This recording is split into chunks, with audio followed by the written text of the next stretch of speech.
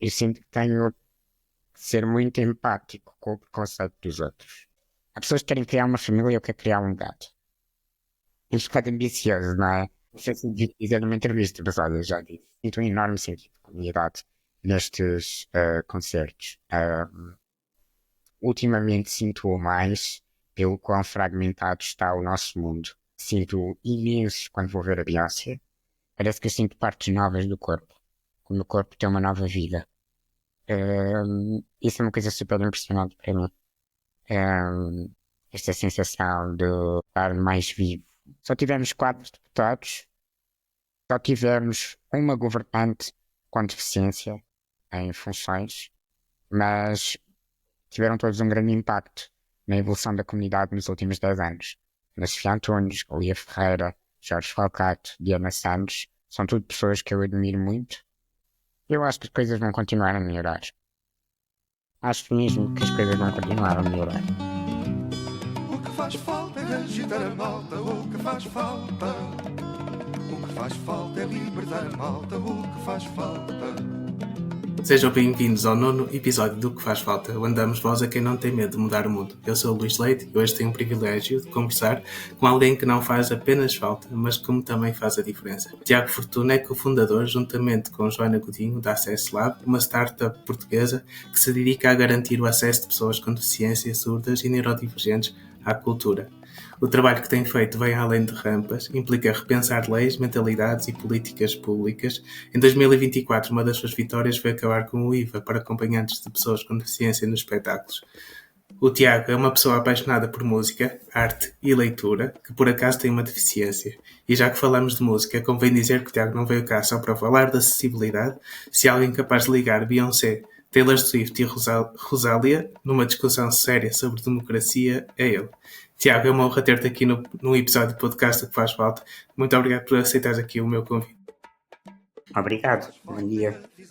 Bom dia, Tiago. Inclusão não é só falar de rampas. A rampa é só um primeiro passo. E se tu tiveres uma rampa, mas não tiveres um balcão rebaixado, ou se tiveres uma rampa e não tiveres uma atitude que seja welcoming, não te vale muito a rampa, apesar da rampa ser essencial. E eu acho que falta muito fazer essa ponte e também fazer essa mudança de mentalidade. Antes de avançarmos, quero apenas aproveitar para agradecer aos nossos subscritores. O vosso apoio tem-me permitido evoluir constantemente. E uma novidade, agora podes apoiar o podcast diretamente no Patreon. Podes ver os links na descrição para te tornares patrono deste podcast e fazeres parte deste projeto. Mas algo este mês quero dar importante, as todos sabemos boas-vindas que o que ao partilho Nasco, aqui nem sempre Anastácio agrada aos Dimitrov. Todos sabemos que o que partilho aqui nem sempre agrada aos algoritmos, que adoram tudo imediato e ruidoso. Por isso, aqui damos valor à liberdade para questionar e se existe tempo. Convido-te a subscrever a minha newsletter, assim ninguém decide por ti o que deves ouvir ou ler. Se apoiares no Patreon ou subscrever a newsletter, tens acesso ao nosso grupo de debate no WhatsApp, que está a crescer e onde discutimos ideias e, quem sabe, ações, porque o que falta é agir. Eu sei que o Tiago também tem uma newsletter, que é algo que também te agrada, não é? Sim, eu gosto muito de escrever. Na Access Lab temos 2 newsletters, um bocadinho carolice minha, mas acho que é muito importante a partilha de pensamento e, sobretudo, a partilha de muitas vozes diferentes. Eu, particularmente, sou um fã de newsletters aqui em Portugal, seja nos mídias internacionais, e acho que a newsletter é uma boa forma de contornar o algoritmo. É um formato do qual eu gosto muito, sim. Convido então a toda a gente que está aqui a ouvir, não só a subscrever a minha newsletter, mas também a tua. Eu faço sempre esta pergunta inicial e, honestamente, eu pensei, será que eu devo fazer? Mas depois pensei de novo e claro que sim, que tenho que fazer. Que memórias é que tu tens de infância e se partes de um lugar de privilégio ou de desvantagem? Depende da perspectiva. A minha infância é um bocadinho um espaço de conflito, porque nunca me faltou nada, do ponto de vista material ou emocional, de amor, de companhia, de amizade, de cuidado, de carinho. Por outro lado, a minha infância foi muito marcada pela minha doença.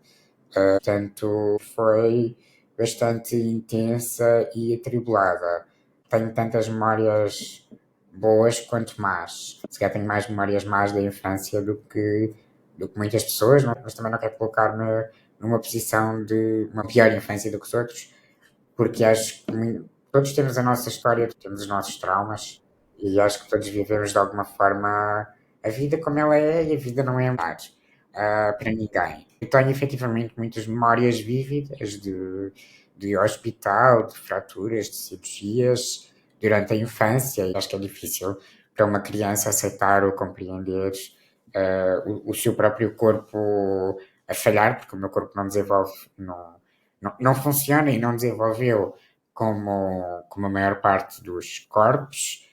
Também acho que só percebi isto. Bom, isto é uma elaboração intelectual minha hoje em dia, não é? Porque na infância não o iria dizer. A única coisa que eu percebia era que eu não andava e que eu tinha dores que os meus amigos ou primos ou a minha irmã não tinham. Por outro lado, a minha infância também teve muita brincadeira, muitos amigos, presença na escola, muito estímulo por parte de quem me rodeava. Então é um espaço com a vida, com os dois lados da vida, desde muito cedo. Mesmo entre pessoas com deficiência pode existir alguma desigualdade ou alguns lugares de privilégio que distinguem, mesmo porque, como tu disseste, as coisas às vezes não são assim tão lineares, não é? Sim, isto depende muito de pessoa para pessoa, e nomeadamente pessoa com deficiência para pessoa com deficiência. Acho que eu não gosto de. Eu pessoalmente não gosto de falar sobre a minha doença, sobre detalhes muito específicos da minha condição, porque acho que dá espaço a uma curiosidade algo exótica no espaço público que eu tendo a tentar não alimentar e também tenho algum receio de perder o controle. Acho que isso é um medo da comunidade e acho que isso leva a comunidade, de certa forma, uma parte da comunidade, temos os dois lados, mas uma parte da comunidade a esconder esse lado, essa vulnerabilidade, que para mim é um bocadinho um paradoxo. Nós estamos a fazer advocacy porque temos um ponto de partida diferente, não é? Falta-nos um certo privilégio, mas depois também não queremos expor politicamente aquilo que nos torna diferentes e aquilo que nos leva a estar nesse ponto de partida. E depois temos o outro extremo das próprias pessoas, famílias, comunidades, exploram essa vulnerabilidade, essa miséria, e ficamos aqui nesta dualidade. E acho que temos que fazer um caminho gradual para colocar as coisas mais equilibradas no espaço público, porque não podemos nem permitir essa possível exploração da nossa intimidade, nem acho que devemos escondê-la, porque senão estamos a esconder a razão porque estamos a fazer tanto advocacy no espaço público. Sendo que eu acho também que aí entra a necessidade de criar um melhor sentido de comunidade. Eu acho que, e conhecendo Portugal, que é a realidade que eu conheço melhor e onde me insiro, eu acho que o sentido de comunidade de pessoas com deficiência ainda é muito puéril, ainda não está muito desenvolvido. E nesse sentido, acho que há esta falta de uniformidade de mensagens, de experiências, não que tenha que haver, mas uma certa harmonia. Ainda não estamos todos muito bem resolvidos uns com os outros, mas eu acho que isso também resulta de nós não estamos muito bem resolvidos connosco próprios, com a nossa segurança, com a nossa vulnerabilidade, com o nosso enquadramento social, familiar, amoroso, económico. É todo um campo de batalha e por desbravar que começa muito recentemente nas pessoas com deficiência e que é muito desigual. Como na infância é normal que todos sejamos dependentes dos nossos pais, não é? Ele é mais uniforme e mais existe mais chão comum.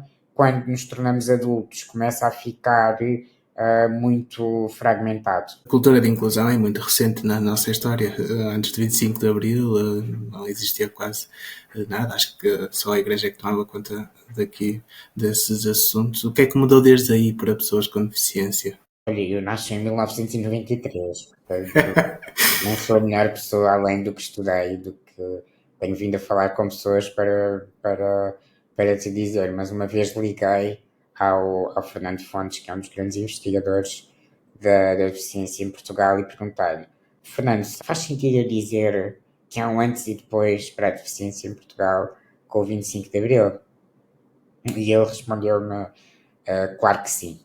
E começou-me a contar várias histórias da questão das pessoas que voltaram da guerra colonial com deficiência, e que são essas pessoas que reivindicam um espaço público de início de Estado Social, não é? Não havia Estado Social antes do 25 de Abril. E na verdade, aquilo que os investigadores, que eu vou aprender com os investigadores, é que não havia nada. Até o 25 de Abril, para uma pessoa com deficiência, e tudo o que existe é pós 25 de Abril muito gradual, muito gradual, sendo que eu próprio também sinto uma diferença muito grande ao longo da minha vida. Com 31 anos, há um Tiago até, ou melhor, há um Tiago do ponto de vista público. Público não é de presença pública, é de apoio público. Enquanto que eu vivi com os meus pais e dependia deles financeiramente, ou seja, até acabar de estudar, e um Tiago pós começar a trabalhar. E há muita coisa que se conquista nos últimos 10 anos em Portugal. A prestação social para a inclusão, a assistência pessoal, estas duas acho que são as maiores conquistas. Os produtos de apoio foi algo que também ganhou espaço, que eu, a mal ou a bem, fui conseguindo ao longo da minha vida, e que os meus pais também foram conseguindo, mas também é verdade que o orçamento de Estado foi aumentando nos últimos anos para produtos de apoio, apesar da morosidade que existe em atribuir o que quer que seja. Mas sim, há um antes e um depois, e acho que não devíamos dar isto por garantido, e também acho que devíamos tentar perceber que estamos só no início e que temos que nos manter muito vigilantes e cuidadosos para que estes direitos se continuem a exercer, e não só se exerçam, como evoluam para novos formatos que façam mais sentido para a comunidade à medida que a sociedade vai evoluindo. Como é que essas leis que foram implementadas mudou a tua vida? Olha, a prestação social para a inclusão é uma prestação que é atribuída consoante o grau de incapacidade das pessoas, que a partir dos 80% de incapacidade ela é independente dos rendimentos que a pessoa tenha, e antes é dependente do grau de incapacidade e dos rendimentos que a pessoa tem. Eu tenho 85% de incapacidade, portanto tenho a prestação completa, e ela não é muito alta, já é algo considerável para mim. Quando eu vivia com os meus pais, tinha começado a trabalhar e comecei a ter prestação social para a inclusão, foi uma coisa que fez a diferença na minha vida. Mal eu comecei a trabalhar, quis assumir as despesas de saúde, as minhas despesas de saúde, e as minhas despesas de saúde são o equivalente a uma renda por mês. Portanto, ter uma prestação além do meu ordenado, que era baixo, para isso fez muita diferença. Assistência pessoal, não sei muito bem para onde começar, porque é uma coisa absolutamente transformadora da nossa... Isso significa que tens um assistente pessoal, certo? Neste momento tenho 2. Acabei de transitar de 40 para 80 horas. É uma lei que, para chegar lá, não é muito fácil. Novamente, o facto de eu ter um grande grau de incapacidade abona a meu favor, entre aspas, e acabei por conseguir entrar no sistema. É uma coisa que transforma tudo, porque nós ganhamos uma noção de autonomia, de responsabilidade e de autodescoberta muito grandes quando temos assistência pessoal, em vez de estarmos só dependentes da nossa família. E isso acontece no espaço social, no espaço privado, no espaço íntimo do corpo, da higiene, de tudo. E no meu caso também na minha vida social e na minha vida profissional, porque naturalmente que à medida que a vida de qualquer um de nós avança, nós ficamos menos e menos dependentes dos nossos pais, que não é o que acontece com a maior parte das pessoas com deficiência. Eu nunca posso estar praticamente sozinho, preciso de apoio numa série de momentos do dia, mas o facto de não ser um lugar de necessariamente de diálogo e de ser um lugar de vontade própria, a que horas é que vamos comer, quando é que nos vamos deitar, quando é que nos vamos levantar, tudo isso muda de uma forma muito radical. Como é que saímos de casa? Se temos que explicar onde é que vamos, se não temos que explicar onde é que vamos. É mesmo muito transformador e isto só é possível com uma política social robusta como é a assistência pessoal. Robusta do ponto de vista ideológico, porque do ponto de vista financeiro ainda não é assim tão robusta e não sei quantos anos vai demorar para ser, mas é uma política social absolutamente transformadora do que é a noção de identidade de uma pessoa com deficiência. Uma pessoa que tenha um salário normal e uma pessoa com deficiência, se formos se estivermos a comparar, se tiverem o mesmo salário, a pessoa com deficiência acaba por estar a receber menos porque tem obrigações financeiras que a outra pessoa não tem. Tens receio que neste panorama político que vivemos, muito polarizador, que essas conquistas recentes tenham algum entrave no futuro? Porque nem sempre as políticas que nós temos são para sempre. Todas estas políticas estão um bocadinho estranguladas por este crescimento da austeridade intelectual, de pensamento, o que lhe quisermos chamar, e por este liberalismo e por esta dependência do capital e do mercado. Acho ao mesmo tempo que a Europa defende a maior parte destas políticas que estou a enumerar, e essa é a minha esperança, do que também é preciso olharmos para, ok, isto são políticas dispendiosas, mas isto são políticas altamente inteligentes do ponto de vista económico. Porque se eu tiver assistência pessoal e eu conseguir desempenhar as minhas funções como desempenho hoje em dia na sociedade e na minha vida, o facto de eu ter assistência pessoal permite-me ter uma empresa, permite-me gerir a minha empresa e permite-me, tendo uma empresa, existem colaboradores, existem impostos sobre os rendimentos de todos os colaboradores que pagamos mensalmente, e essa empresa está maioritariamente em meu nome. Depois existem todos os impostos da atividade de uma empresa, não é? E aquilo que eu pago, Segurança Social, IRS de colaboradores e IVA num ano, é muito superior àquilo que o Estado me concede em prestação social para a inclusão e em assistência pessoal. Portanto, isto acaba por se tornar economicamente rendável. No meu caso, eu sei que não é assim em todas as pessoas, mas é para aí que um tipo de política como esta deve procurar encaminhar a população, e é por isso que existe. Qualquer pessoa é uma potência económica e tem a ver muito com isso. Podemos falar agora um pouquinho da tua trajetória profissional da Access Lab. O que é que te levou a criar a Access Lab? Vou criar a Access Lab foi uma inquietação grande. O facto de eu estar desempregado nessa altura e com a pandemia o mercado da cultura ter paralisado. Foi na altura do Covid-19?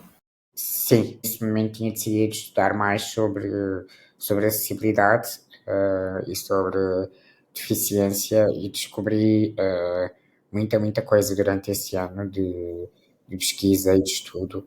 E em 2021 comecei a criar projetos e a tentar criar soluções. E era até uma ideia de projeto e não necessariamente um trabalho a tempo inteiro.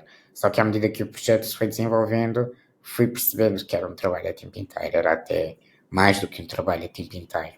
E filo porque não concordo, não concordava com a forma como as pessoas são acolhidas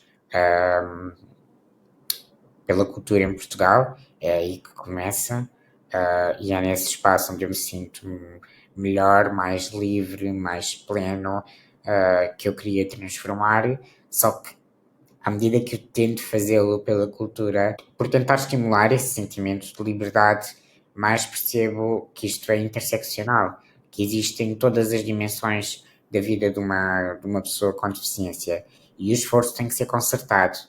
E nisso acabamos por passar de projeto a uma identidade de organização e de uma empresa, criada por mim e pela Joana, e depois, à medida que fomos trabalhando, também de cultura passámos para entretenimento, ou seja, em ter cultura pura e dura, entretenimento e desporto, sobretudo futebol. Trabalhar em paralelo também pela necessidade que existe de sensibilização da sociedade e das empresas, e mais recentemente percebemos em conjunto que a educação é um problema muito grande de pessoas com deficiência, e os graus de escolaridade. Tenho-me vindo gradualmente a apaixonar mais e mais também por essa questão da educação, e gostava que isso fosse um dos nossos eixos de trabalho. Gostava, acho que vai ser, acho que posso dizer que vai ser, depende de qual é a receptividade do mercado, mas acho que no grau de paixão que já desenvolvemos, já não posso dizer que acho que vai ser, acho que vai ser e pronto. Vai ser e pronto, não é acho que vai ser, vai ser e pronto. Um dos nossos novos eixos de trabalho. E com estas várias frentes, eu acho que se vai criando inclusão. Mas isto careceu efetivamente de reformular o meu sentido de identidade e de autonomia. No início eu estava com muito medo de fazer isto e de assumir uma posição pública e de assumir encargos e tudo mais. E à medida que o tempo foi passando, foi se tornando mais e mais uma realidade que agora há dias que é absolutamente natural, há dias que é um bocado insuportável, mas que se faz e que me faz sentido e que se tornou uma missão mais do que um trabalho, porque é uma coisa que me apaixona e que me faz ter vontade de continuar a viver, e acho que isso é o melhor que podemos ter, não é? Voltando aqui um bocadinho atrás, só para quem nos está a ouvir e que perceba a tua história, antes dessa paragem que tiveste um ano a pensar e a estudar sobre o assunto, trabalhavas como assessor de imprensa e fizeste um périplo pelo país, onde conseguiste verificar em vários pontos do país a acessibilidade em vários equipamentos culturais e se calhar foi esse o ponto de partida que te fez mover para dedicares a tua vida a esta missão que tu falaste agora mesmo? Há muitos anos que me incomoda a questão do bilhete de acompanhante desde a minha adolescência, que isso é uma coisa que me incomoda profundamente, e que acho profundamente injusta e limitadora da participação cultural de uma pessoa com deficiência. Também a limitação dos espaços para acolher só um X número de pessoas com deficiência e um X número de acompanhantes, mas o X número de acompanhantes não é uma batalha para agora, no meu entender, e esse desconforto foi crescendo. O que eu queria e o que eu sempre quis foi trabalhar na música e em cultura. E na música, sobretudo. A cultura é um gosto que eu vou desenvolvendo com o tempo. Quando saí da faculdade, comecei a trabalhar logo como assessor de imprensa numa agência onde fui muito feliz, e trabalhávamos com muitos artistas. Éramos uma equipa apenas de 4 pessoas que se tornaram muito amigas. Era um ambiente super saudável, onde eu estava super bem, mas ao mesmo tempo era um ambiente de concessões permanentes para que eu conseguisse desempenhar as minhas funções, porque o espaço físico não estava preparado para mim. Ao mesmo tempo, eu não sentia grande receptividade do outro lado, por parte dos espaços, a mudar, e eu próprio não sabia como é que se podia mudar. Decidi que ia tentar conhecer melhor as pessoas, o que é que eu queria fazer, os espaços, e deixei-me estar assim, de 2015 a 2019. Em 2019, foi esse ano que eu fui a uma série de festivais, desde Paredes de Cor a Faro, portanto, norte a sul do país, e aconteceram coisas um bocado surreais em todos eles, e o meu desconforto não parava de crescer. E no final do verão senti que era tempo de começar a repostar e a dar de volta, e a contestar aquilo que me estava a ser imposto pelas condições. E decidi que ia começar a estudar sobre acessibilidade. Não sabia que vinha a pandemia, que eu ficava sem emprego, e que isso tornaria o meu full-time job desse estudo. Foste a um festival e quando regressaste Fazia uma sentiste que a roda. roda... Sim, Houve um dos festivais, que foi o último desse ano, e era numa zona histórica e o empedrado era muito complicado. Eu já há umas semanas que sentia uma das minhas rodas de frente estranhas no escritório. E nessa noite fui ao festival. Quando saí do elevador para o apartamento em que estava, olhei para baixo e basicamente tinha a roda presa por posição, porque tinha perdido os parafusos que se tinham partido. E este foi só um de vários episódios nesse ano que me fizeram tomar essa decisão. E não quer dizer que tudo tenha melhorado substancialmente, há muita coisa que continua igualmente má, se calhar até a maior parte. Mas pelo menos sinto que estou a fazer a minha parte e eu acho que há muita coisa que está a melhorar. Mas é tudo muito gradual e estamos num pântano muito grande. estás com sentimentos positivos para o futuro. Como é que funciona a CS Lab? O que é que vocês fazem? Como é que é o funcionamento? Então, nós somos uma empresa, não somos uma associação, e isso é uma escolha deliberada, porque acreditamos nas pessoas enquanto potência económica, porque somos dois sócios, e porque acreditamos que, tendo fins lucrativos, podemos devolver igualmente à sociedade. Sendo uma empresa, estamos também a contrariar esta noção caritativa e completamente ausente de qualquer sentido de, sei lá, de enriquecimento da comunidade, porque acho que aquilo que é senso comum é que a comunidade com deficiência é uma comunidade pobre, e overall, 62% da população portuguesa com deficiência vive com algum risco de pobreza antes de uma transferência social do Estado. Isto é uma brutalidade de números, mas nós queríamos contrariar isto, e criámos uma empresa. Também porque queríamos nós próprios ser sustentáveis e que as pessoas que trabalham connosco tivessem uma situação económica de prosperidade. Depois disso, aquilo que nós fazemos, sobretudo, é transformar a forma como os espaços trabalham a acessibilidade e como é que encaram a inclusão. Isto envolve um trabalho de fundo de consultoria e acompanhamento muito grande, que vai desde o planeamento até ao último dia do evento. Trabalhamos muito a formação e a sensibilização das pessoas, do staff, das empresas. Trabalhamos muito a proximidade, cada vez mais a proximidade. E como é que se trabalha essa proximidade com as comunidades, porque não basta colocar a rampa, é preciso garantir que a pessoa a sobe e que a sobe com satisfação e com vontade de participar. E isso acontece sobretudo com pessoas surdas, cegas e com autismo. São as três comunidades onde temos que fazer esse acompanhamento mais robusto. Uma pessoa com mobilidade condicionada não está tão impedida de ir ao espaço, porque a mal ou bem está habituada às condições e não depende do um recurso de língua gestual, uma sala de pausa, um guia visual para participar. E mesmo no emprego é a comunidade mais incluída. E, por último, trabalhamos o advocacy, melhores políticas públicas. Nós trabalhamos tudo isto numa estrutura tripartida, entre filantropia, patrocínio e clientes diretos, sendo que ao longo dos últimos 2 anos trabalhámos sobretudo numa dinâmica corporate de clientes diretos, que era uma coisa que eu achava que não era possível, mas que acabou por se tornar uma possibilidade. Isso, por um lado, é bom, porque dá-nos autonomia e torna-nos menos burocráticos.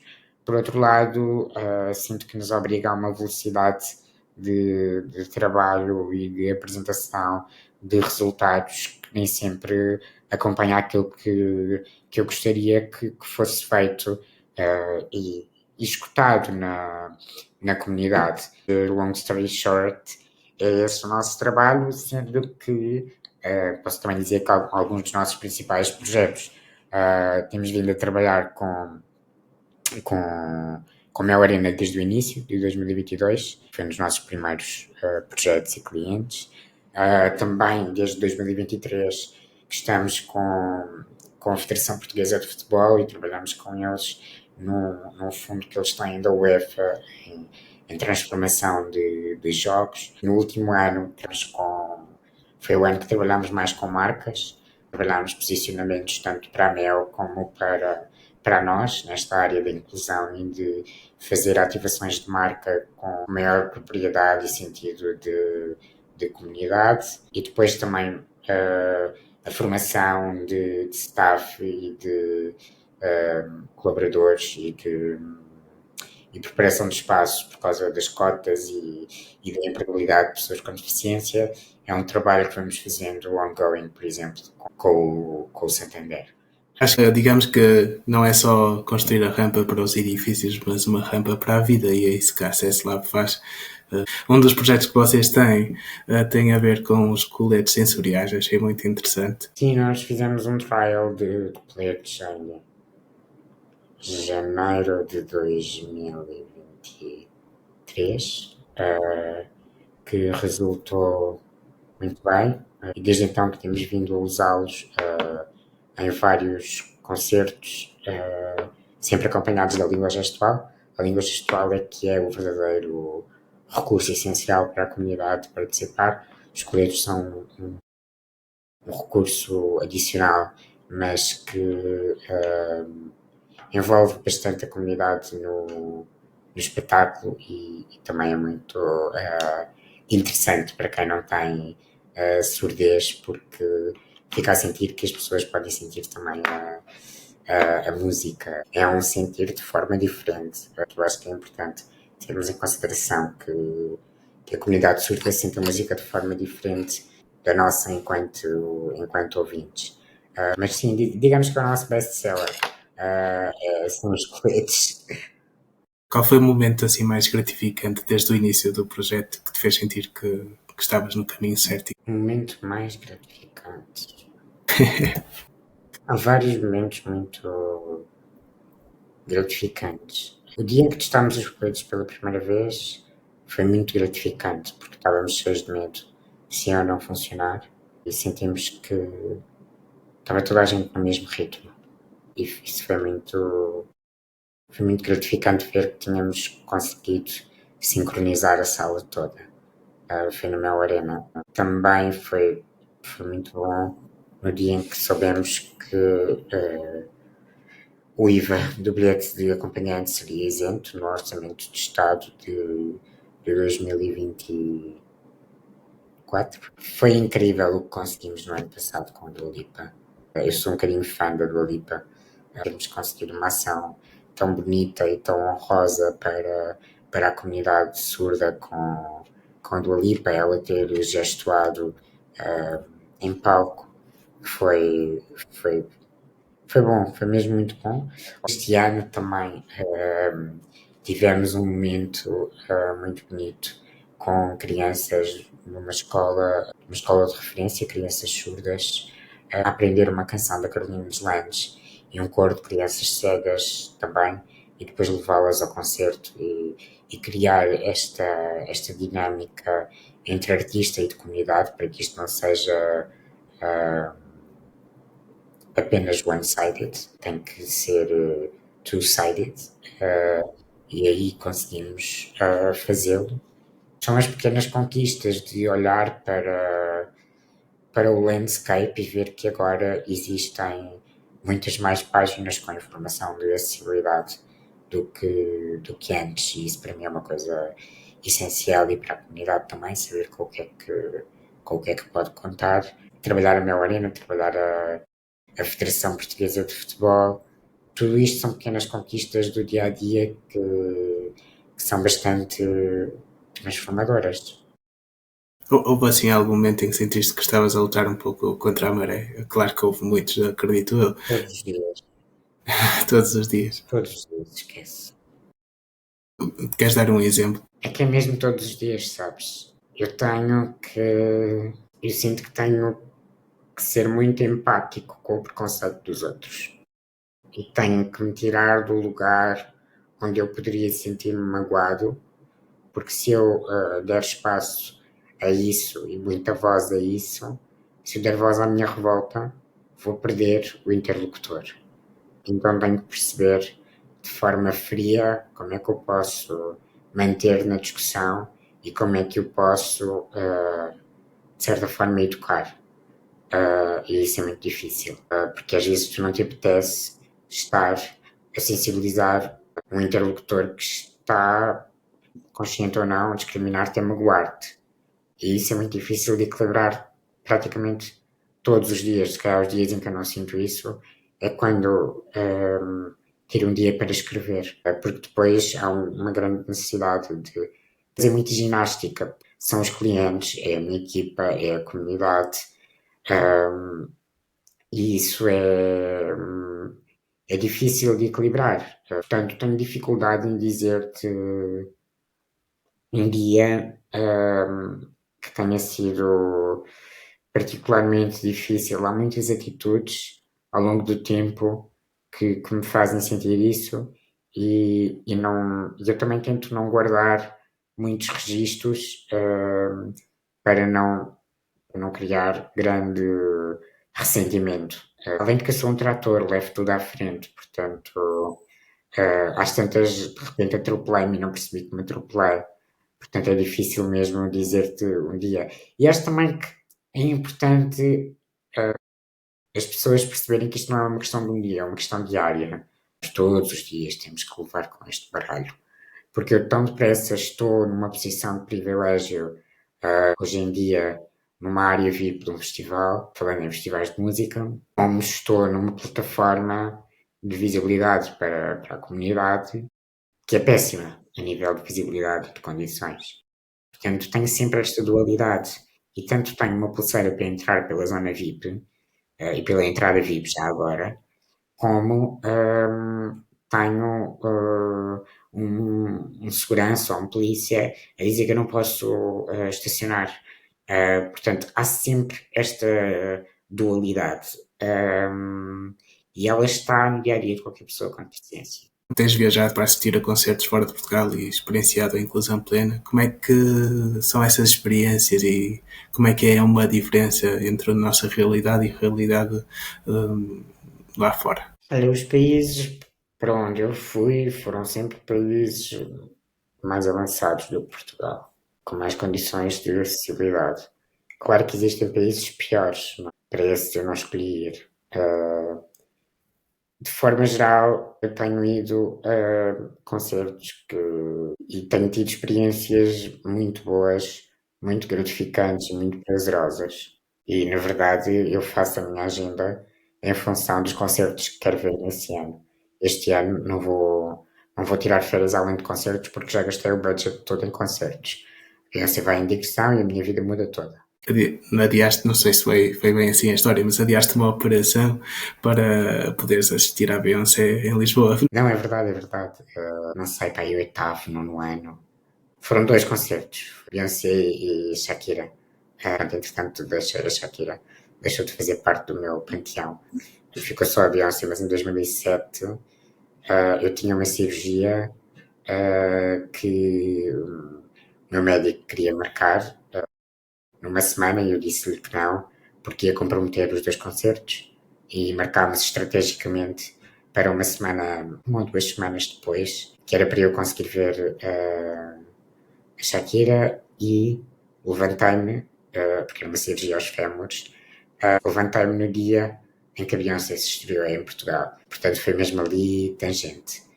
Nessa altura, eu ainda só conhecia a realidade portuguesa, agora eu vou conhecendo outras, e é uma coisa muito boa porque ainda ontem via um artigo bastante problemático do New York Times por causa dos preços dos bilhetes hoje em dia, e os preços dos bilhetes são efetivamente muito problemáticos. Não acontece assim tanto no caso de bilhetes para pessoas com deficiência, sobretudo na Europa e sobretudo no Reino Unido, que é um dos sítios onde é mais escandaloso esta economia capitalista para bilhetes de espetáculos.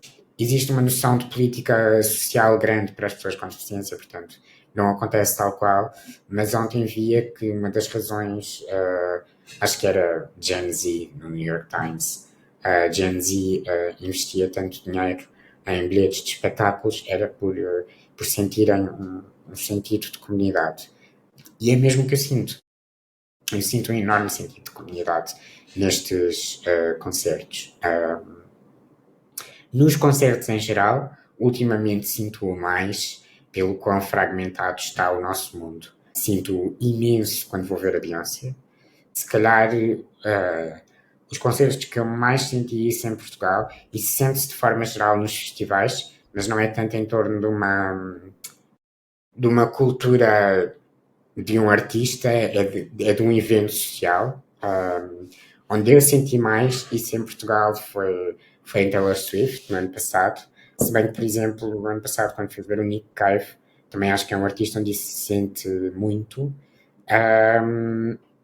Fora de Portugal, sinto-o imenso na Beyoncé, porque vai desde a hora que tu chegas, a roupa que tu vestes, as pessoas com quem tu falas antes do concerto começar, as pessoas que tu conheces ou não conheces durante o concerto e com quem danças, e isso é muito, é mesmo muito gratificante e faz-te pensar sobre aquilo que tu és, aquilo que tu queres, a tua vida, e a música para mim tem-me dado sempre isto, e a cultura no ano passado também tive um momento muito bom.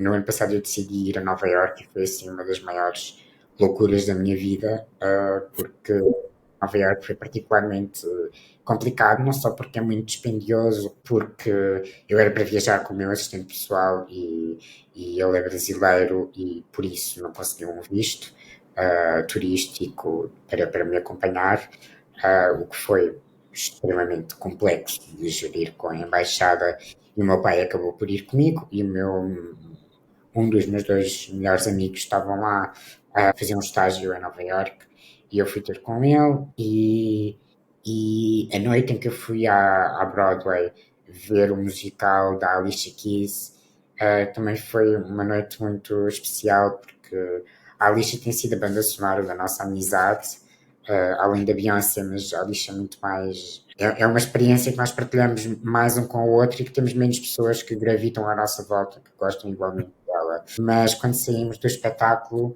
há uma sensação de que está ali a nossa vida inteira, naquelas músicas e naquela narrativa. Porque à medida que tu ouves e que tu vês o momento em que tu ouviste aquela música pela primeira vez, tu és transportado para um conjunto de emoções. E acho que a música nos faz isso, e viajar faz-nos isso. E para mim isso tem sido muito importante fazê-lo fora de Portugal para ganhar o mundo, para ver outros públicos, para ganhar experiência para implementar em Portugal, para ver como é que as pessoas com deficiência são acolhidas nesses espaços e para sentir de forma diferente. Estava aqui a viajar contigo naquilo que estavas a contar. Sou muito ignorante nestas coisas da música pop, sinceramente. Conheço os nomes, não conheço bem os artistas, mas se pudesse ir a um concerto, qual seria a música que não poderia faltar para te sentir verdadeiramente em casa?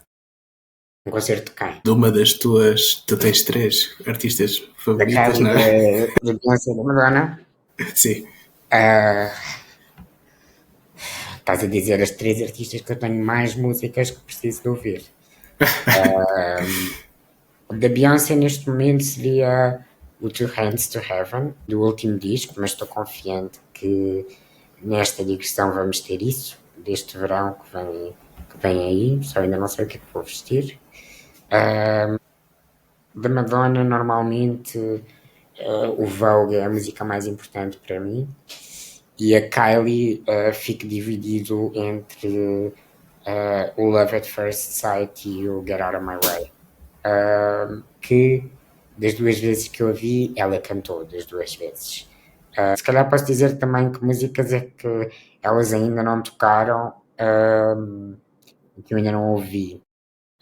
Bom, a Madonna, tudo o que eu queria era ouvir o Ray of Light ao vivo, o disco. Acho que já não vai acontecer. Beyoncé, há toda uma playlist minha no Spotify que eu ainda não ouvi ao vivo e não sei se algum dia vou ouvir, mas se calhar o que eu tenho mais urgência de ouvir dela ao vivo é uma versão do If I Were a Boy que ela deixou de cantar nos últimos anos, e a Kylie Celebration, para dançar. Anseias mesmo por esses momentos, nota-se que és mesmo fã profundo. Esse sentido de comunidade, de fazer parte de algo, é aquilo que te move para ir ver esses concertos. Sim. E sabes que eu não sabia que era esse desejo de comunidade. Isso foi uma coisa que eu descobri, porque a música era o meu escape, não é? A minha possibilidade de escapismo. Desde sempre, nomeadamente na minha doença e na dor. Tanto que eu fazia uma fratura, vinha para casa da escola e ficava em loop a ver concertos e DVDs. E só na adolescência e com a entrada do Sérgio na minha vida, que é um dos meus melhores amigos, é que eu percebi o quão enriquecedor é termos alguém para partilhar estes momentos de cultura. E depois a começar a trabalhar e a começar a emancipar-me e tornar-me mais autónomo, fui descobrindo mais e mais pessoas e mais amigos que partilhavam isto. E sim, aí há uma sensação de comunhão e de comunidade muito grande. No ano passado fui ver uma exposição em Nova York da E.S. Devlin, que é, no meu entender, a melhor cenógrafa de espetáculos de música pop e de cultura mainstream que existe. E ela, no vídeo introdutório da exposição, dizia que nós temos que ser muito cautelosos na forma como criamos um espetáculo e com a mensagem que passamos, porque audiences are momentary societies, a darem a entender que durante aquelas 2 horas tu tens a atenção total das pessoas e tu tens que ter muita cautela sobre que mensagem é que lhes vais passar, porque isso vai impactar a vida delas e vai dar-lhes provavelmente oxigênio para muito tempo de vida. E isso é uma coisa que eu acredito que me fez muito sentido, que continua a fazer muito sentido e em que me revejo para ter oxigênio, para continuar nesta violência que é o mundo e o contexto político e social em que nós estamos. Falar em política, nós somos colegas nos 230, na Comissão de Cultura, e temos trabalhado em conjunto para políticas públicas. Uma delas tem a ver com a proposta que tens tentado promover sobre a gratuidade do bilhete acompanhante de uma pessoa com deficiência. Agora, neste momento, estamos num momento sem saber muito bem o que é que vai acontecer, mas depois de termos conquistado já a isenção de IVA, não é? Do bilhete acompanhante, esse será o próximo passo, correto? Eu espero que sim. Vamos ver o que é que acontece politicamente. Eu acho que é o passo que precisa de acontecer e é preciso apoio da sociedade e uma certa galvanização da sociedade, porque já se conquistou a comunidade e os equipamentos que queriam fazer a diferença já começaram esse trabalho, já fizeram a sua parte. E agora precisamos de força da tutela para conseguir impactar o mercado todo. E quando fizermos isto, nós vamos criar massa crítica, espero eu, porque as pessoas vão deixar de ter o impeditivo, o maior dos impeditivos económicos, e deixando de ter o impeditivo económico e começando a participar, vão começar a levantar outros problemas. E eu acho que daqui a 10 anos vamos ter um outro problema, mas não vamos conseguir chegar a esse problema sem primeiro derrotar este. Portanto, é uma coisa em que eu estou muito focado e é uma coisa que se vê internacionalmente que faz a diferença na forma como as pessoas participam, porque mexe diretamente com a carteira de todas as pessoas e com a sua possibilidade de participar. Porque é que é importante um acompanhante ter o bilhete gratuito? Porque muitas das vezes o acompanhante não vai por vontade própria, vai para acompanhar a pessoa com deficiência. E porque, mesmo que vá por vontade própria, vai ficar sentado numa zona sobre a qual não tem escolha, não vai poder ficar em grupo, porque nessas zonas só é permitida uma pessoa, mas não há mais nenhuma zona da sala ou do evento para pessoas com deficiência, portanto, o acompanhante é limitado a uma geografia do espaço. Essa é a primeira. Depois, o acompanhante, na maior parte das vezes, está responsável pela segurança e pelo bem-estar da pessoa com deficiência, que está em condições diferentes do público em geral e da autonomia diferente do público em geral. E muitas das vezes esse acompanhante é um familiar, é um assistente pessoal e é a própria pessoa com deficiência que compra esse bilhete ou não compra, porque não vai comprar 2 bilhetes e não tem capacidade económica de comprar 2 bilhetes. E isto, por exemplo, no teatro se calhar não é assim tão dramático, porque 2 bilhetes custam 30€, o que mesmo assim já é dinheiro, não é? Mas se formos para um concerto, preço médio de um concerto em sala passa de 30 para 60€. Se for um preço mais médio alto, passa de 50 ou 60 para 120 ou para 150. Se for um festival de música e um passo de 3 dias, passa de 150 para 300€. E isto não é sustentável para uma pessoa e não é sustentável para pessoas que vivem com um risco de pobreza muito acima da média. Estudos indicam que 85% das pessoas com deficiência enfrentam dificuldades no acesso a produtos culturais. Acho que esta é uma medida concreta que iria ajudar bastante. Tendo em vista a aceitação da isenção de IVA, achas que as salas de espetáculo estão preparadas para aceitar esta proposta?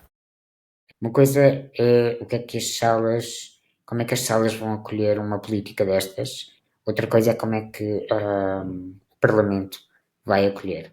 Eu acho que o Parlamento, se formos muito cuidadosos, pode acolher bem esta ideia. Temos que ouvir várias partes e tentar que elas participem no processo de consulta pública, etc., de escuta. Eu acho que as salas, todas as que já estão a implementar vão agradecer fazê-lo. As que não estão a implementar vão estranhar e vai haver promotores que não vão gostar de fazê-lo, mas espero que o façam sem grande resistência e que compreendam a mais-valia que isto pode ser para todos, porque se tiveres mais pessoas a participar também tens um público mais plural, tens mais massa crítica, tens mais procura. Portanto, acho que é uma coisa boa para todos, apesar de isto é uma coisa que tem resistência, que tem tido muita resistência no mercado português ao longo dos anos, e daí também acreditarmos que é preciso uma lei, porque só pela boa vontade não conseguimos lá chegar. E mesmo em mercados onde isto estava a ser, como por exemplo o Reino Unido, onde isto se calhar há 10 anos não era justificado com uma lei, neste momento já é justificado com uma lei. Já há um enquadramento legal onde isto se insere, portanto acho realmente importante que isto se torne uma lei também em Portugal e que possa passar a ser uma política pública e uma boa prática que seja também um exemplo para depois outros países que nos queiram seguir. Será que a falta de representatividade em cargos políticos e de decisão não ajuda? A representatividade não ajuda em tudo. não é só nos cargos políticos. Os últimos 10 anos tiveram representatividade nos cargos políticos. Antes disso não, e se calhar por isso é que não, não tínhamos também grandes avanços ou conquistas. Mas ainda assim ainda é um número reduzido, acho eu, de representatividade. É um número reduzido, mas tu tens um número reduzido de representatividade em tudo na sociedade.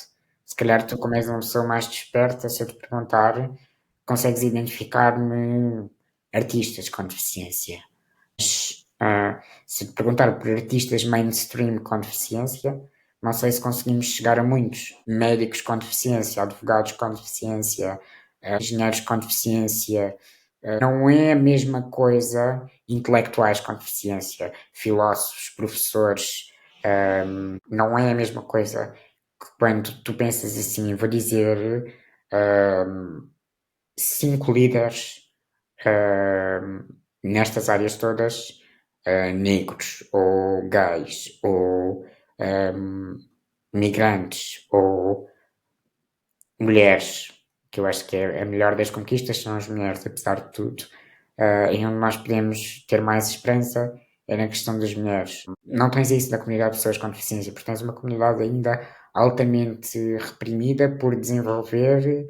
É uma comunidade com maior taxa de mortalidade e que tem todos estes problemas associados que eu te vinha a dizer de autoaceitação e de conquista do espaço público, e isso tira muita força à possibilidade de criar políticas públicas. Recentemente houve um incidente. Eu estou a fazer esta pergunta agora exatamente porque daquilo que estavas a dizer há muitos.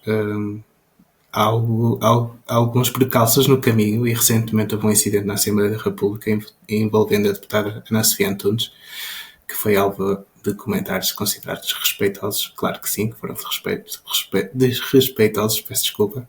Como é que tu, na tua visão pessoal, interpretas este incidente e qual é a tua visão perante esta situação? Por um lado chocou-me, por outro não me chocou. O que me chocou mais foi o debate ser em torno da educação e o que foi dito sobre o ensino dito especial, que nós já não devíamos dizer.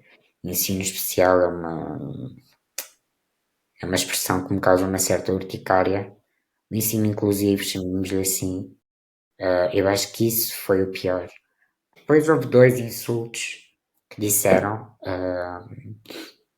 acho que foi o...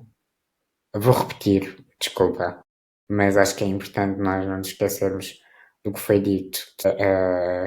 Devias estar numa esquina e outro muito semelhante que eu não me lembro exatamente.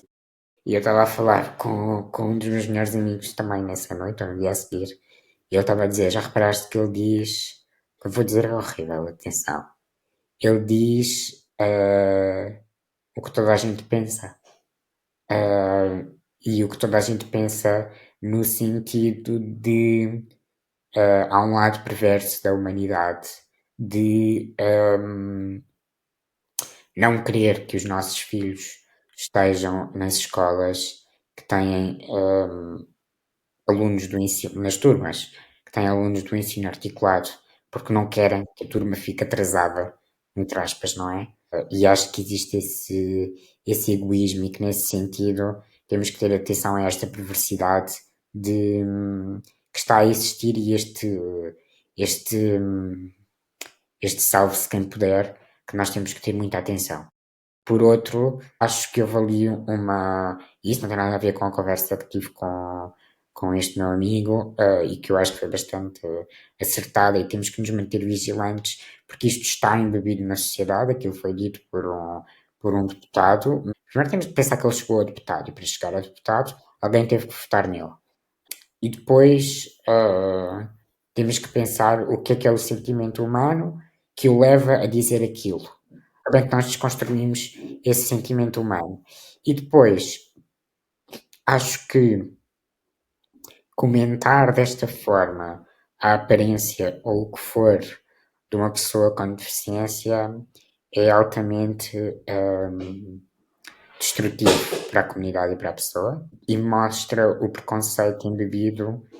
Repara, quando um deputado diz, não, pelo que saiu cá para fora, não foi dito ao microfone, ouviu-se no Parlamento, que devia estar numa esquina e alimentar um preconceito de pobreza, de miséria e de desprezo total por uma comunidade, mas também por uma pessoa que tem um currículo impressionante na esfera pública e política portuguesa, independentemente do partido em que está, muito ao contrário da maior parte daqueles deputados do Chega, e isso choca-me, revolta-me, e é muito perturbador, sendo que eu acho que o melhor antídoto para isso foi a entrevista que a Ana Sofia Antunes deu, não sei se nessa noite, se no dia a seguir na SIC Notícias, que foi muito ilustrativa de tudo o que aconteceu, de tudo o que se calhar devíamos estar a pensar neste momento. No fundo, acho que foi uma situação que só aumentou a minha admiração por ela, independentemente do partido político de que ela faz parte. Todos os deputados com deficiência que tivemos até hoje no Parlamento, Ana Sofia Antunes, Lia Ferreira, Jorge Falcato, Diana Santos, são tudo pessoas que eu admiro muito,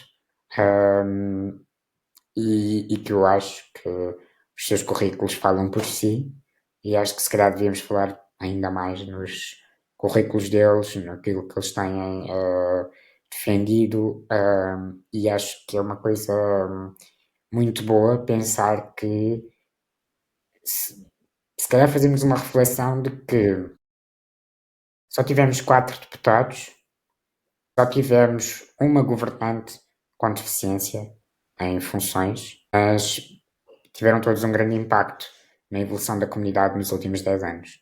E eu acho que isso é realmente bom e se calhar devemos contrapor com isso.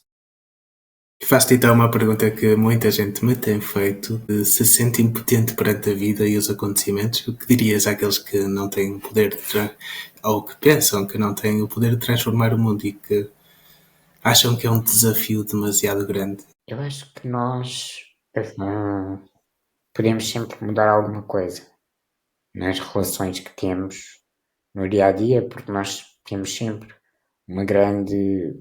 Nós somos dependentes. Ponto final, não é entender? A nossa existência é feita de interdependências e a partir do momento em que tu tens essas dependências, tu podes mudar o mundo a partir da forma como estás com essas pessoas. Pois, consoante aquilo que tu queres da tua vida, podes fazer em muito mais sítios. E eu acho que aí é nós termos uma noção da nossa responsabilidade perante nós próprios e o outro, e não em contraponto do que eu estava a dizer da dependência, não esperarmos por ninguém para avançar e para tomar uma posição e para sermos coerentes connosco próprios. Eu acho que se o fizermos vamos mudar o mundo passo a passo. Mudar o mundo é uma tarefa grande demais para uma única pessoa. Tem que ser um movimento coletivo. Portanto, temos que ter consciência que nós fazemos aquilo que está ao nosso alcance. O meu psicoterapeuta diz muitas vezes que o dever do guerreiro não é ganhar a batalha, é lutar. E se lutares, já estás a fazer a tua parte, ganhes ou não. E eu tenho andado a tentar, como sou um bocado obstinado e quero sempre ganhar, tenho andado a tentar, cerca de 2 anos, incorporar este princípio de que é suficiente se tu só lutares. É suficiente se tu só criares oposição. Acho que é isso que se pode dizer. Muito, muito bonito de ouvir, digo eu. E antes de avançarmos para os próximos temas, eu tenho aqui uma parte do podcast em que recebo perguntas dos meus subscritores e tenho aqui algumas perguntas.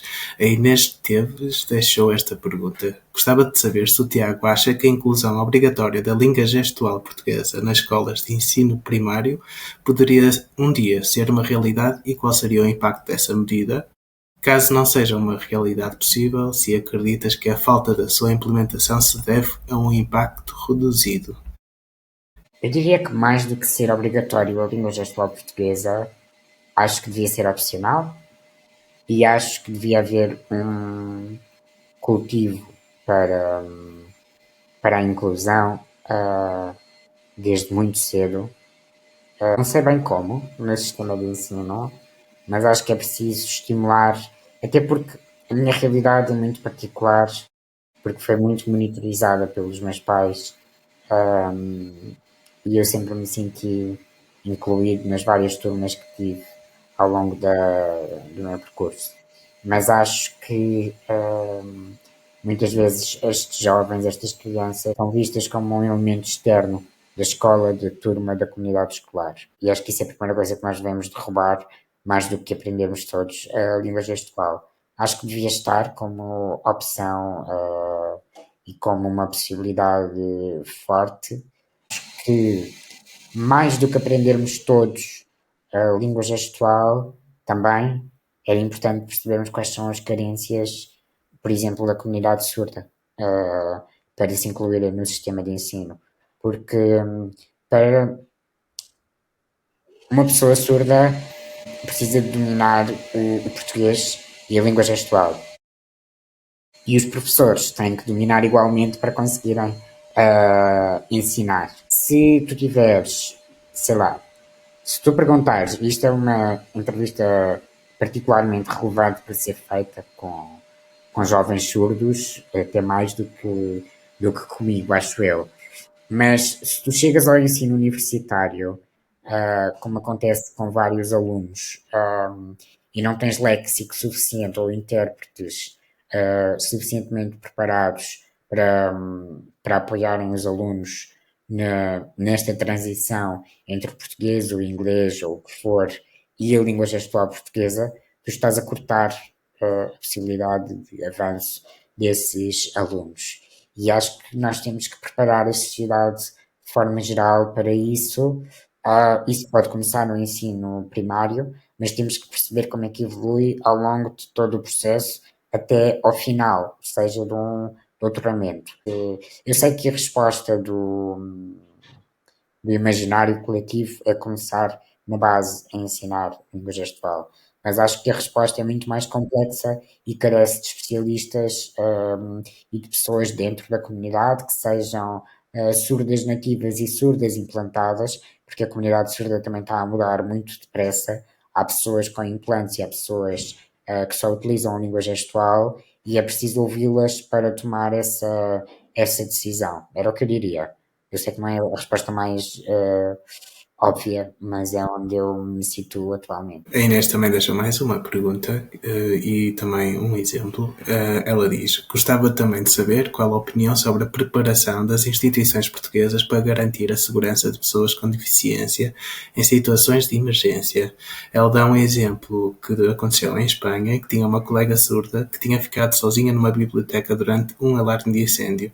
Ela não ficava a trabalhar sempre. Basicamente, houve um simulacro e o aviso foi sonoro e a colega dela, que era surda, não ouviu e tiveram que ser eles a chamá-la para poder sair. Pois, isso acontece sempre com as pessoas surdas. A barreira linguística e de comunicação é um colosso e vale mesmo a pena ouvir a comunidade e ouvi-los na primeira pessoa, porque não só é muito esclarecedor, como é muito apaixonante a cultura surda e a comunidade surda. Os avisos são sonoros. No caso de uma pessoa com deficiência, as escadas de emergência, não há uma saída sem ser escadas de emergência, e, portanto, não. Eu nunca tive numa situação de emergência além de um simulacro escolar e não sei, sinceramente, como é que seria. Eu, no meu caso, tenho uma cadeira manual e não sou muito pesado. Pessoas com deficiência numa cadeira motorizada ou mais pesadas, eh, ou que não tenham acompanhamento, eu acho que não estamos preparados. Não estamos minimamente preparados. Acho que as coisas também vão se preparando com a experiência e o facto de não termos essa experiência torna tudo ainda mais caótico. Acho Ainda que, bem que, por um lado, que não temos muita experiência. exato. Portanto, acho que a questão é complicada, não acho que estejamos minimamente preparados para nenhuma das comunidades ser salva numa situação de emergência. O Frederico Lima também deixou aqui uma pergunta e a questão dele é a seguinte: há algum país, região ou projeto de grande escala que tenha conseguido atingir objetivos ideais no que diz respeito à mobilidade e acessibilidade que seja possível tentar emular? Ou estamos nós na vanguarda e precisamos ser os primeiros a fazer o caminho que falta? Eu acho que todos temos que fazer o caminho que falta, ponto final. Para fazer, não esperar. E isso é um bocado o meu motto. Por outro lado, eu sinto-me sempre muito confortável em Inglaterra pela forma como a inclusão é feita, apesar de ser muito numa base de charity, é muito diferente de Portugal. Também senti uma grande diferença na Suécia. E aí não senti a questão de charity, senti uma antes de direitos adquiridos. E isso é impressionante. Sentir que os direitos são uma coisa tão importante ali, e que os direitos da comunidade são tão importantes. Mas eu acho que nós devemos ir bebendo informação e boas práticas onde elas existem, mas ao mesmo tempo ir sempre moldando a nossa cultura e aquilo que nós conseguimos fazer e o que é que são as nossas necessidades e não esperar por ninguém e avançar.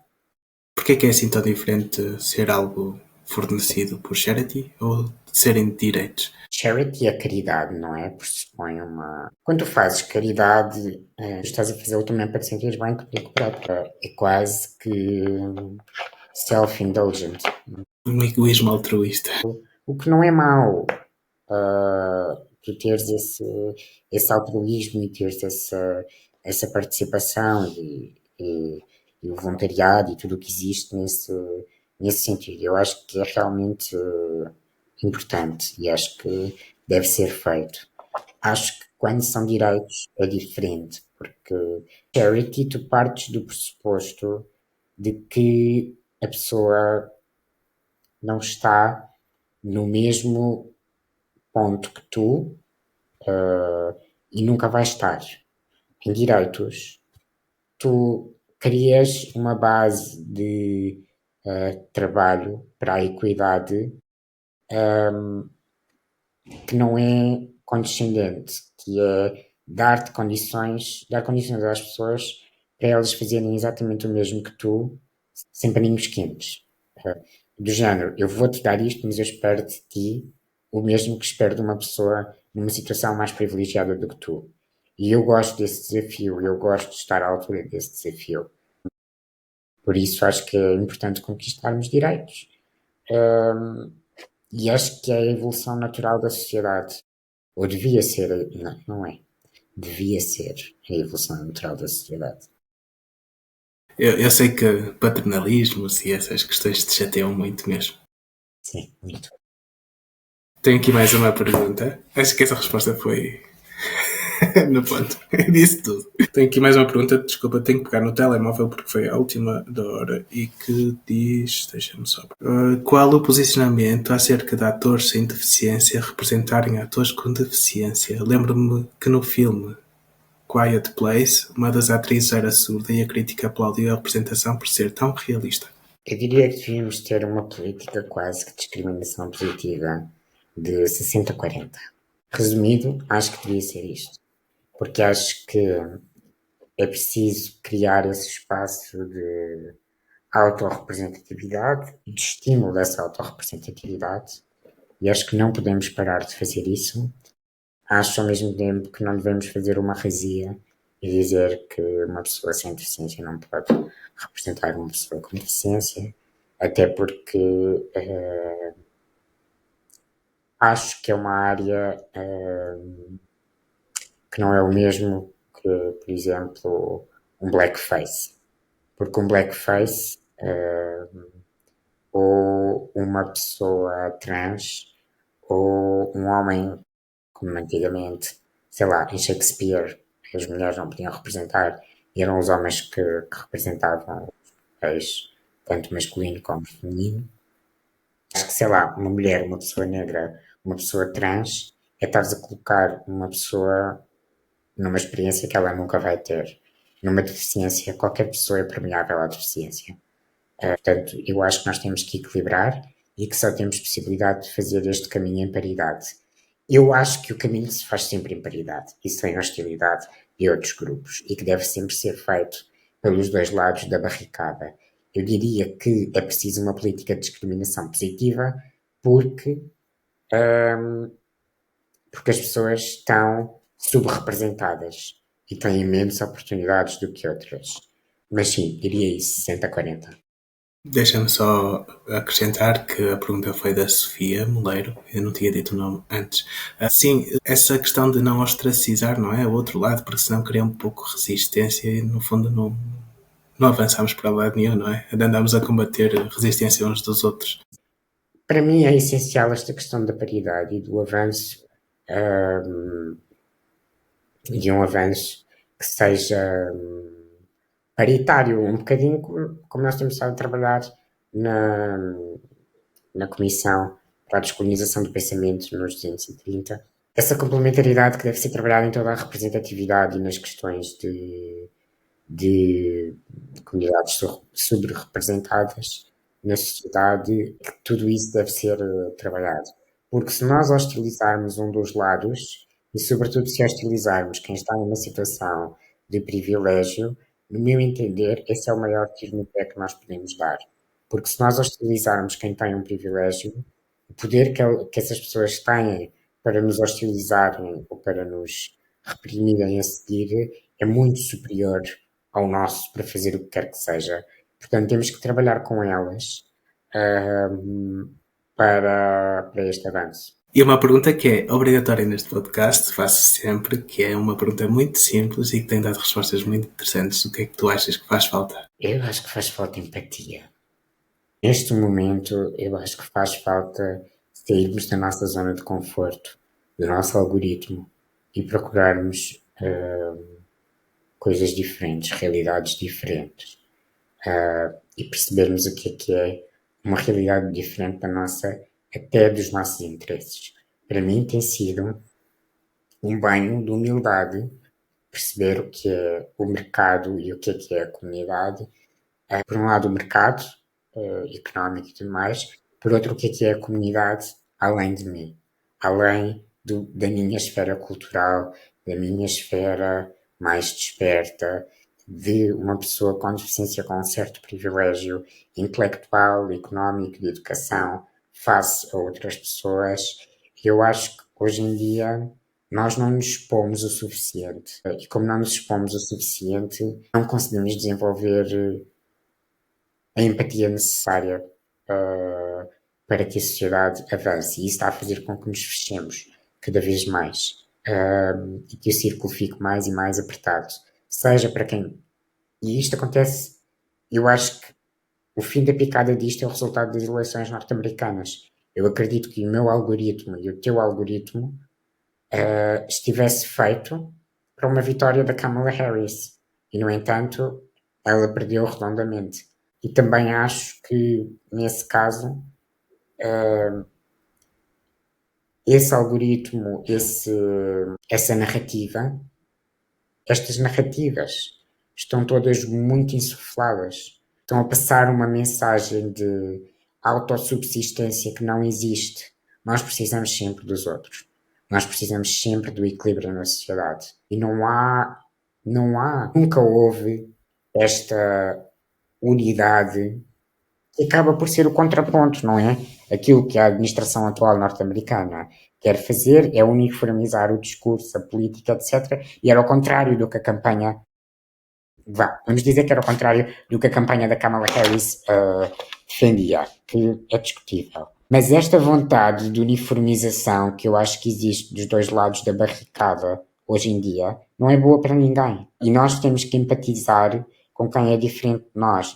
Eu acho que nós temos verdadeiramente que empatizar com o que é que leva o eleitorado do Chega a dizer uma barbaridade como as que foram ditas no Parlamento sobre as escolas e o ensino. Eu fiquei a olhar para aquele debate e a pensar, sério que a questão da educação levanta um burburinho destes é a educação. São crianças na escola. São crianças com deficiência na escola. E, no entanto, levanta. E se tu fores ver, se tu vires o Creep Camp na Netflix ou no YouTube, tu vês o problema do ensino articulado no caso da Judith Heumann em Nova York nos anos 50. E é muito. Era absolutamente segregado. E continua a ser. O ensino de crianças com deficiência continua a ser altamente segregado. E tu nem sequer dás espaço para esta possibilidade de encontro. Não dás espaço para a possibilidade de encontro, mas também não dás espaço para perceber o que é que leva ao outro a não querer encontrar-se contigo. E eu acho que faz-nos falta isto, esta possibilidade de sairmos da nossa zona de conforto e de nos expormos ao desconhecido. O diálogo exige algumas concessões, mas é muito difícil por vezes. Algumas concessões não É são. muito difícil. Há coisas que não são aceitáveis. Eu, por exemplo, jantava todos os meses com um grupo de amigos de direita, quase extrema-direita, sendo eu o único do grupo que era assim mais inclinado para a esquerda, e era muito difícil. Eu queria perceber a forma como eles pensavam. Eu acabei por deixar de ir porque era mesmo difícil e aquilo que eles diziam não era baseado em nenhum processo de pensamento mais profundo, era tudo muito superficial. É altamente egoísta, não é? Isso E que me chateava, deixava-me muito aborrecido e ficava com aquela raiva. Não, a natureza humana é twist. E é muito lixada. E às vezes tu vês que as pessoas não agem pelas melhores razões, mas também vês que há muitos políticos que não criam políticas sociais pelas melhores razões, que há uma procura de vitória política mais material do que aquele direito que está a ser conquistado. Portanto, sim, é uma tarefa super inglória e difícil, mas eu acho que tem que ser feita. Já estamos aqui há algum tempo a falar, vou avançar. Eu peço sempre aos convidados que tenho para deixarem uma pergunta para o convidado que vem a seguir. O meu último convidado foi o Luca Argelo, cantor brasileiro que tem o álbum Samba de Guerrilha, e ele não sabia quem era o convidado que eu ia ter, mas deixou aqui uma pergunta. Vou deixar uma pergunta, então, muito, muito genérica, que é basicamente como que a gente faz para encontrar motivação para continuar lutando e demandando a transformação do mundo quando todos os dias a gente recebe, né, insistentemente a informação de que o próprio mundo está com os dias contados e que a gente está caminhando cada vez mais aceleradamente para um colapso, né? Se diante desse horizonte, né, de desesperança, como é que a gente faz para não simplesmente jogar tudo pro alto e aproveitar a vida, simplesmente? É uma pergunta muito difícil, muito injusta, porque não tem resposta depois que se vire para responder. Eu acho que tens que procurar estímulo e prazer. O que é que nós queremos, em última instância, fazer para melhorar a nossa vida e a vida de quem nos rodeia? E depois, qual é o combustível que te vai conseguir fazer continuar com isso? Eu não sei qual é, em última instância, aquilo que eu quero, mas eu acho que quero mais equidade, quero mais autonomia, que quero mais possibilidade de escolha. Onde é que eu vou buscar força para fazer isso? A música e a cultura, e ao sonho, e ao prazer que isso me dá. E depois, no fim do dia, é um bocado não estarmos tão focados no resultado final e, e sabermos que a nossa vida tem um tempo. e que não vai ficar tudo resolvido no nosso tempo de vida. E vão haver avanços e recuos. Se nós olharmos para os anos 20 do século XX e para a produção artística dos anos 20, ela é impressionante. E, no entanto, os anos 30 e 40 foram uma desgraça, não é? Mas agora, em 2025, nós podemos olhar para a arte produzida nos anos 20 e ver imensa liberdade. E, no entanto, ela a seguir foi reprimida. Mas ela hoje está viva novamente. Portanto, isto é tudo maior do que nós próprios. E acho que se tivermos essa visão, essa humildade e se procurarmos sempre esse estímulo, vamos estar ok. Com mais penso rápido, com menos penso rápido, não sei. Se o Tiago pudesse olhar para trás, antes de criar a Access Lab, o que é que lhe dirias? Como é que vês em relação à pessoa que eras alguns anos atrás? Por um lado do género, aperto ao cinto. Por outro, vais sentir muita coisa que não sabias que podias sentir, e uma conversa que eu tenho tido ultimamente com alguns amigos, parece que eu sinto partes novas do corpo, quando o corpo tem uma nova vida. Isso é uma coisa super impressionante para mim. Esta sensação de estar mais vivo é uma coisa muito impressionante. E acontece porque decidi arriscar.